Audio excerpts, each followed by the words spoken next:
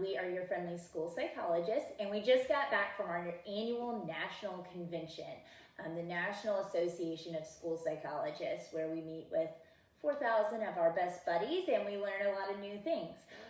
We always come back from this convention ultra jazzed. So Marysa comes out of her first session and they've been talking about one of the hot words that many of you have shown an interest in, and that is empathy. Empathy. And Marysa comes out and she has notes, pages of notes, pages and pages of notes. Still have them.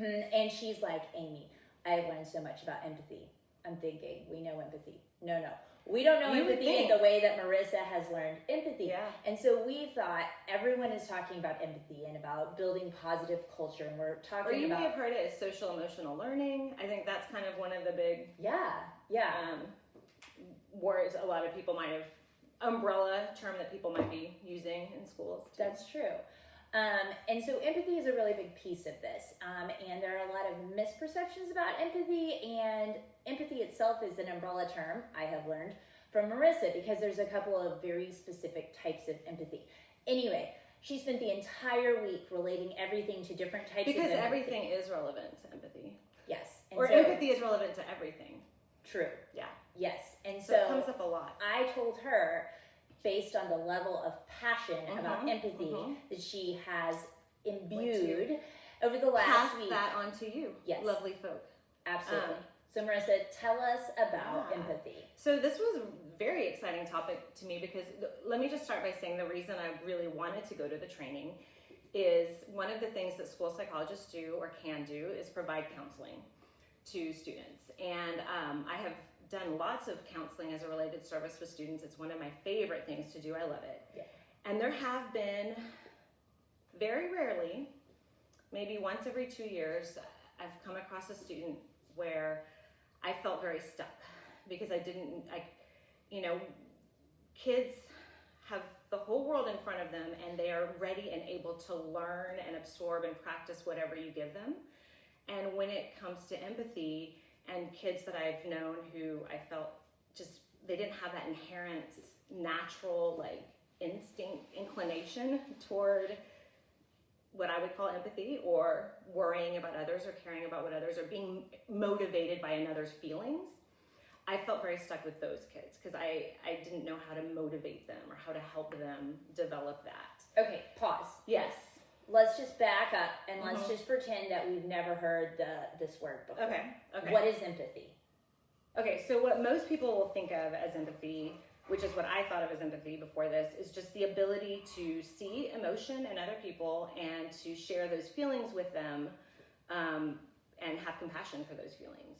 Okay. So that seems pretty broad, and I think that there's a lot of different perceptions about who has empathy, who doesn't have empathy, can you develop empathy, how do we cultivate empathy. So you learned about two very specific types of empathy. Talk to me about those. Okay, so what I learned was that what we often think of as just perspective taking or being able to see, understand what another person is thinking, is actually also a type of empathy, and it's called cognitive empathy. So theory of mind? Theory of mind. Okay. Yep. And so just, go ahead. So that's taking the emotion out and just being able to think like another person would think? Even like you're sitting at a different angle than me, and I'm looking at you. So this type of cognitive empathy would mean that I'm able to kind of guess what you might be seeing behind me right now, even though I'm not looking at it too. Okay. Or if somebody did something to you, I might be able to guess how you might respond or how you might perceive that. Okay, so that makes sense. So cognitive is the thinking piece of empathy. That's my takeaway from the training is it's the thinking side of it, the perspective taking. Okay. So that's type 1. What is type 2? Type 2 is affective empathy, and that's more in line, I think, with just what we, before this training, I just thought was the only type of empathy, which is sharing the feelings and really understanding how somebody's feeling, and having. So that's like when someone comes to you and says, my pet just died, and your eyes well up with tears, and you physically kind of feel those emotions along with that person? Yeah, exactly. I can not only see that you're sad, but I can also feel that sadness with you, knowing how I might feel if my cat died, or just being affected by your tears can, help me share that emotion with you and feel that sadness with you, even though it didn't happen to me. Or your excitement. You had a great day and you come home and you want to share that. Just contagious. So everyone doesn't have the same amounts of cognitive and affective empathy. Is that correct? Right. So one of the big things I learned is that cognitive empathy is something, like with many parts of development, just like walking and talking and reading and writing, that it develops as you age. Okay. Right. So around between the ages of 3 and 6, I'm pretty sure those are their ages, children really start to develop the ability to take another's perspective, and that just continues to get better and more detailed, or they can more nuanced as they get older. We see that because when kids are toddlers, sharing is a huge thing, right? They can't understand that they need to share because I want to have the toy all the time because this is the toy that I like. And we expressly teach, no, I'm having this, now this person is having this. And we see that many kids, by the time they're kindergarten, first grade, are kind of able to do that turn-taking, sharing with supports. Knowing that they'll be able to get it back later. Right. Because there's more than just what's happening in this moment. And so that's that cognitive piece where even if they're not... Yeah, like a rational way of thinking about it, right? And they're realizing that other people want to have this as well, so they can understand that perspective. And you could even take it back earlier to babies, why you're able to cover up their toy and then they forget it exists, right? That the way that I took this is like, that's the very basic lack of this cognitive empathy, in that they have, if you can't see it, it doesn't exist, right? You can't really think about... That's a really good way of putting it. So you're able to get to the more abstract as you get older. Okay. And that will continue to develop in all people, right? But at different rates. And so that's one, huge message that as school psychologists, I know we want to get out there, is that social emotional learning is a type of development to be taught the same way that academics are.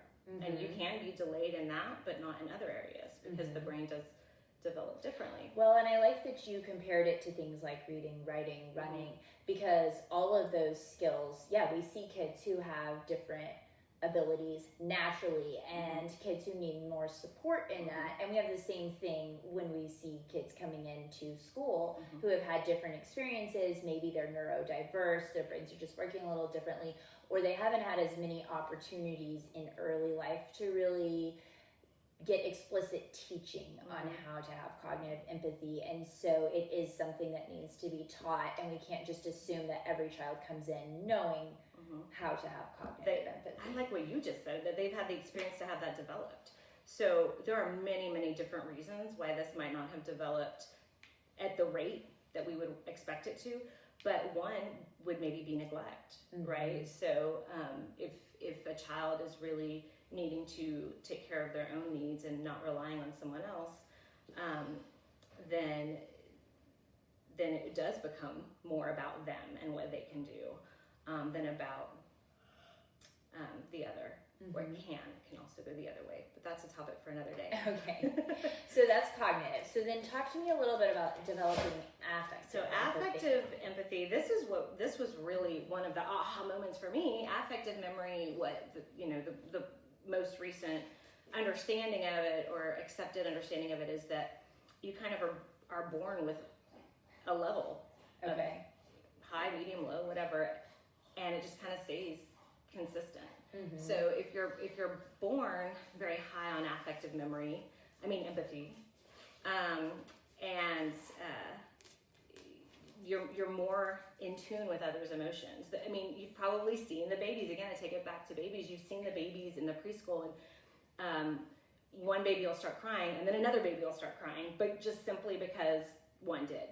That baby is probably really high in that affective empathy Okay, so affective empathy, we're thinking about sharing emotions and just sharing feelings, whether it's positive feelings and smiling and laughing or sadness. Excitement. Yeah. Okay. Fear, being afraid. Okay. Fear seems contagious. That's one. It definitely is contagious. Yeah. So affective empathy, if you're born more toward the low side of it, then researchers expect, as of right now, child development experts expect that you'll probably stay on the lower side of that. Okay. And there was one exception, which was in adolescence. I thought this was interesting, that girls during adolescence tend to stay the same with their affective empathy, whatever it was. So their ability to share emotion tends to stay stable, and boys tend to have a drop in that during adolescence, where their affective empathy goes down, but then it catches back up. So overall, throughout your life, you stay kind of with the same, natural inclination, I guess, for affective empathy, whereas cognitive empathy will continue to develop, I assume, I don't think she said this, but along with your frontal lobe or your executive functions until your early 20s. Okay. Yeah. Okay. So then what is the takeaway? Why is this important? Okay, so this is a great question, Amy. Thank you. This is important because when we are addressing empathy in schools, and it's really exciting time because schools are starting to do this. We've got schools developing social emotional learning programs and implementing them for all kids, where, let's say, counselors are going into kindergarten classes and teaching about recognizing emotions and teaching about how to respond to people when they're doing things. So we are getting really a lot better in the school system about addressing this as an important part of development. It's important, I think, my takeaway from the training is, as we move into the tiered interventions, so for kids who maybe need a little more, then we really, so for instance, kids who maybe are bullying, maybe kids who are being bullied, or maybe kids who we think are at risk for having a disability that might require special education. So maybe we suspect they might have autism, or lots of different reasons, but why a child might have a higher need. But when we get into trying to address that more specific need, we really need to understand the difference and what type of empathy this person might be low in and might be ready to practice and be taught, and then how they'll be motivated to practice it and use it too.